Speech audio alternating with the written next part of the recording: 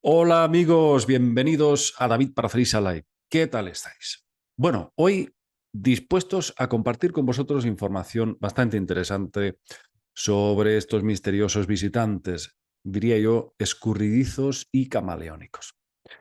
Y vamos a empezar hoy dándole una visión más global, no individual, sobre la casuística mundial. Me da igual la europea como la estadounidense, como la china, porque todo el foco del fenómeno es el ser humano en sí mismo. El epicentro de todas las fenomenologías paranormales siempre es el ser humano, con lo cual da igual realmente a nivel de países, a nivel de fronteras, a nivel de culturas, todo vamos viendo cómo va tomando forma, que la clave es el testigo. Sabéis de la teoría del sistema de control esbozada ya en los años 70 por Jacques Vallée y muchos otros que, lógicamente, pues Bertrand Meheust, por ejemplo, también. Y aquí en España tenemos un muy interesante ufólogo que yo admiro profundamente, un investigador andaluz que se llama José Antonio Caravaca.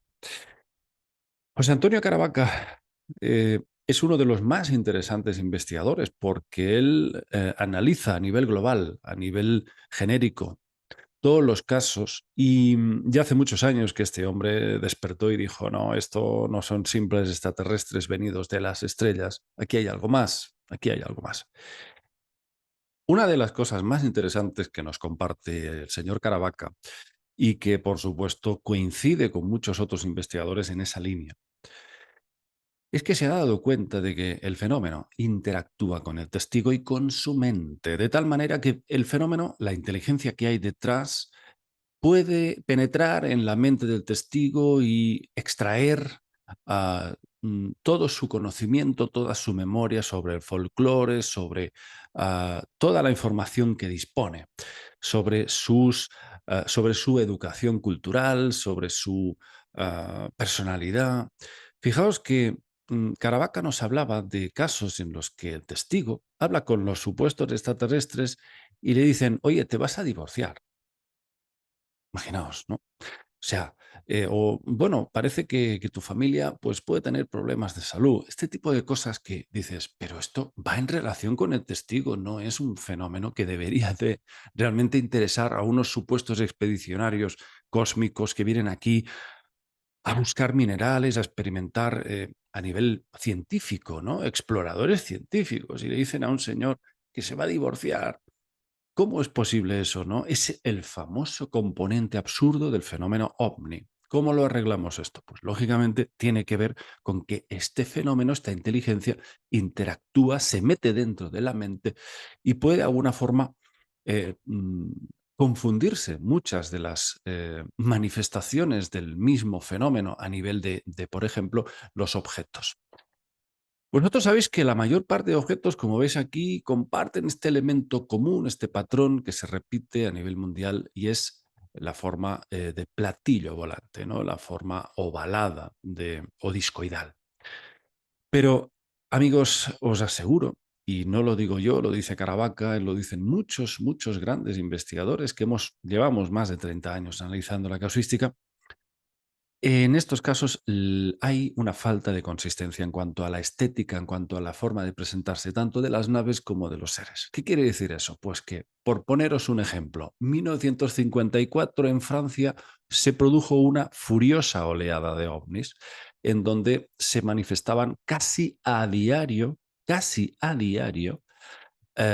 encuentros del tercer tipo, es decir, la típica nave que aterriza generalmente en zonas rurales, en zonas apartadas, y descienden una serie de entidades con unas morfologías muy diversas. Pero ahí está el problema. Muy diversas me refiero ampliamente diversas. Es decir, no hay una consistencia que podamos coger una serie de patrones y decir, bueno, vamos a ver, de tal mes a tal mes se produce esta oleada en Francia con estos aterrizajes a diario, incluso varios, en un solo día, 4 o 5 casos, Pero no podemos establecer, por ejemplo, un tipo alto de 3 metros de estatura, de forma reptiloide, por ejemplo, ha pasado por el norte de Francia, y se ha ido repitiendo. No, no hay una línea continua que podamos establecer, esbozar un prototipo, sino que en cada caso es completamente diferente el uno del otro.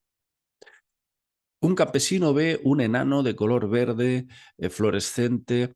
Ese mismo día, en una región no muy lejana a ese caso, se produce un caso parecido, pero resulta que los seres son azules, por decir algo, o un cíclope, un ser con un solo ojo. Es tan variopinto que dices, pero ¿cómo puede ser eso? Y ahí entra investigadores de la talla de Caravaca diciéndonos, señores, esto puede tener más relación con que interviene la psique del mismo testigo o la misma inteligencia, cuidado, la inteligencia que se está manifestando puede extraer de la mente del folclore del testigo diversas formas. Os voy a poner un ejemplo muy interesante. Hace poco he sacado un vídeo en Rimble 35 hablando precisamente de un caso muy interesante sucedido el 4 de septiembre del 64 en Cisco Grove, California. Un caso en donde, no sé si habéis visto el vídeo, un señor, un joven de 28 años, fue asediado en mitad de las montañas de Cisco Grove, asediado literalmente por una serie de entidades de baja estatura y un robot que le iban lanzando un gas blanquecino para literalmente aturdirle, dejarle completamente cao y probablemente secuestrarlo. O sea, se ve perfectamente cómo parece que existe en ese caso una estrategia para gasear al testigo para llevárselo. El caso es que el testigo se sube a lo alto de un árbol y no lo consiguen. Lo hacen de todo, intentan trepar torpemente, abren esas bocas, unos robots, ya veréis el vídeo si queréis interesar, si os interesáis por el caso, veréis ahí lo relato todo, perfectamente escenificado, incluso utilizando un programa software, el iClone. Claro, este señor, bueno, parece que al final sí, queda inconsciente, colgado de la rama del árbol, tal, pero fijaos, ahora os voy a mostrar cuál era la imagen que él describió de uno de los robots, porque al final fueron dos. Se unieron los dos robots, abrieron sus bocas y empezaron a sacar un humo gaseando al testigo. Bueno, pues fijaos, aquí está la imagen que describió el testigo de los robots. ¿Qué os parece esto? ¿Esto no os recuerda algo a esas viejas películas de ciencia ficción de los años 50, 40, 50, incluso los 60, que los robots tenían ese aspecto tan rudimentario, con esa especie de supermandíbula, ¿verdad? Eso no corresponde con, por ejemplo, los años 90 o los 2000. No, no, no, no. En los años 90 y a 2000, el concepto que tenemos ya introducido dentro de la colectividad humana es el robot tipo Robocop o, por ejemplo, pues los androides o los cyborgs. Pero, amigos, esta imagen pertenece a su época, no es de ahora. Efectivamente, la pregunta es, ¿el testigo de este caso de Cisco Grove hubiese hoy interactuado con un robot de este tipo hoy en día, en los 2000? Yo creo que no. Es más, estoy convencido de que hoy en día ese robot sería completamente diferente, más parecido a un cyborg, más, eh, vamos a decir, antropomórfico, pero no con esa mandíbula y esas características tan rudimentarias típicas de los robots de los años 50, años 40, y si me apuráis, los 60, que es cuando se produjo el caso de Cisco Grove. Amigos, esto es para revisarlo, ¿eh? Es para revisarlo porque realmente hay una serie de elementos en los casos que parecen, repito, pertenecer vamos a decir, a la educación cultural, a los patrones culturales que hay insertados, al folclore que hay insertado dentro de Testigo. y que pertenece a esa época, a esa década, que es característico, ¿no? Además, vemos como, por ejemplo, en la oleada de 1896, 1897, había esa invasión de casos casi a diario, una oleada furiosísima de dirigibles, extraños dirigibles, imaginaos, que era algo muy raro porque se parecía mucho a lo que ya había en la época, pero un poquito más avanzado, porque hacían maniobras, movimientos, en vuelo rasante, se movían a velocidades mucho más superiores a las que podían realmente realizar los dirigibles de la época, los globos. Amigos, siempre van por delante, ¿no? Pero es como que intentan mostrarse a través de elementos ya conocidos por la época, el momento cultural de esa época. Eso quiere decir muchas cosas, porque para nada podemos hablar de extraterrestres venidos de otros planetas o de otras galaxias, sino más bien de entidades interdimensionales que no podemos aún confirmar al 100% su forma, ya que parece que la mente del testigo juega un papel tan importante. Y el mismo fenómeno es capaz de capturar muchas imágenes, muchos iconos, muchos símbolos de la mente del testigo están ahí. Parece que toman forma cuando interactúan con el fenómeno. El testigo sufre unas distorsiones espaciotemporales muy curiosas. Parece que el tiempo transcurre de otra manera, generalmente más lento, pero hay casos que transcurre más rápido. Hay cosas que no encajan para nada con ningún encuentro con extraterrestres llegados del espacio. Amigos, podríamos hablar largo y tendido de las grandes inconsistencias de este fenómeno que parece no seguir para nada una serie de patrones lineales. Cada caso parece como construido para el testigo y desde el testigo.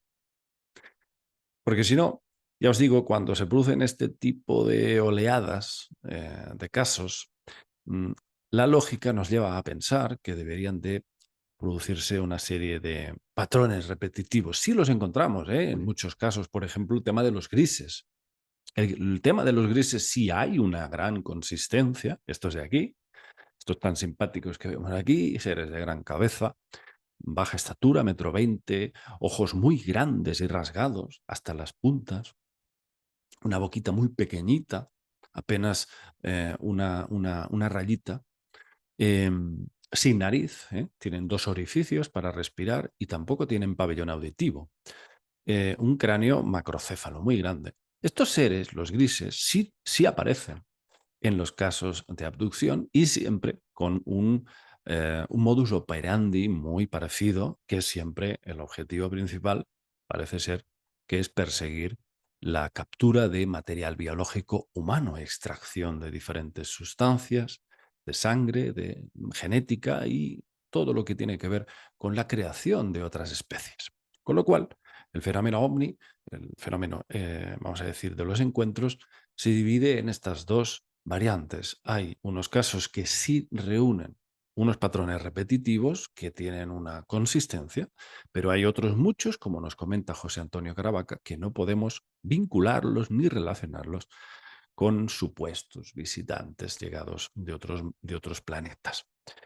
Con lo cual, el fenómeno es muy camaleónico, se transforma, muy, muy extraño, y muchas veces parece como si la persona tuviese un despertar de la conciencia o se expandiera una parte del interior de la persona en donde puede ver y manifestar otras realidades con formas muy variopintas. Seguiremos adelante con todo esto, amigos, pero lo que sí es una vergüenza es lo que están haciendo ahora, amigos, desde Estados Unidos con estas reuniones tan patéticas de la NASA y de ah, estas ruedas de prensa que están dando. Una serie de personas que no tienen ni idea del fenómeno ovni, que no saben ni lo que hablan y que yo no sé si es que cogen ahí a la gente más incompetente, porque es que cualquiera de los ufólogos aquí en España podría coger un micrófono ahí en esas audiciones que realizan informar muchísimo mejor, muchísimo más y mejor sobre lo que es verdaderamente el fenómeno ovni. Cómo tienen huevos de salir los de la NASA y decir que les faltan datos y que necesitan más tiempo y más presupuesto. Pero amigos, si llevamos desde mucho antes del 47, con estrellamientos de naves, con avistamientos masivos, con encuentros con todo tipo de entidades, con dos realidades, como os digo, que chocan entre sí. Una no sabemos exactamente lo que es, de qué dimensión procede, la otra parece que hay unas abducciones con unos intereses genéticos detrás, pero en todo caso eso está ahí y es palpable y es reconocible. ¿Por qué aún están en pañales cuando la gente que debería salir ahí a dar estas informaciones, vamos, es que hay toneladas de documentos, de casos, y no entendemos cómo pueden salir ahí a hacerse los idiotas? ¿O es que realmente han buscado gente idiota, para que haga bien su papel, porque realmente lo son? ¿O bien es que nos toman a nosotros por idiotas?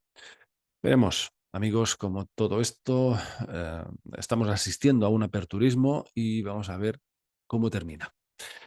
Un abrazo para todos, amigos. Nos vemos. Chao.